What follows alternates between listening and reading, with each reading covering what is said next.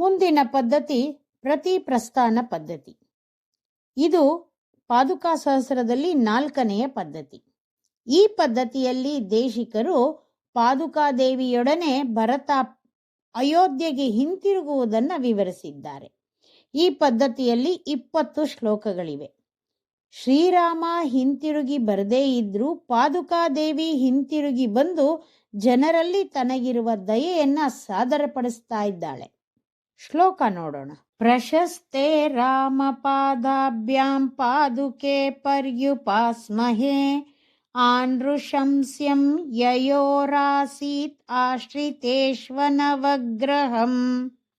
ರಾಮ ಪಾದಾಭ್ಯಾಂ ಶ್ರೀರಾಮನ ಪಾದಕ್ಕಿಂತಲೂ ಪ್ರಶಸ್ತೆ ಹೆಚ್ಚು ಮೇಲ್ಮೆಯುಳ್ಳ ಪಾದುಕೆಗಳನ್ನ ಪರ್ಯುಪಾಸ್ಮಹೇ ಧ್ಯಾನಿಸುತ್ತೇವೆ.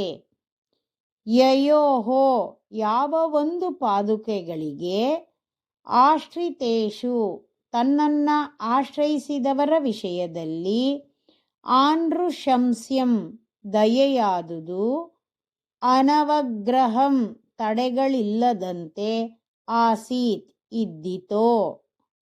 ಪಾದುಕೆಯು ಏತಕ್ಕಾಗಿ ಹಿಂತಿರುಗಿ ಬಂತು ಅಂದ್ರೆ ಶ್ರೀರಾಮನಿಗೆ ಜನರಲ್ಲಿ ಇರುವ ದಯೆಗಿಂತ ಪಾದುಕೆಗೆ ಜನರಲ್ಲಿ ದಯೆ ಹೆಚ್ಚು. ಹಾಗಾಗಿ ದುಃಖಿಸುತ್ತಿದ್ದ ಜನರನ್ನ ಸಂತೈಸೋದಕ್ಕೆ ಅಂತ ಪಾದುಕೆ ಅಯೋಧ್ಯೆಗೆ ಹಿಂತಿರುಗಿ ಬಂತು. ಅಂತಹ ದಯಾಪೂರ್ಣ ಪಾದುಕೆನ ಧ್ಯಾನಿಸ್ತೀನಿ ಅಂತಾರೆ ದೇಶಿಕರು.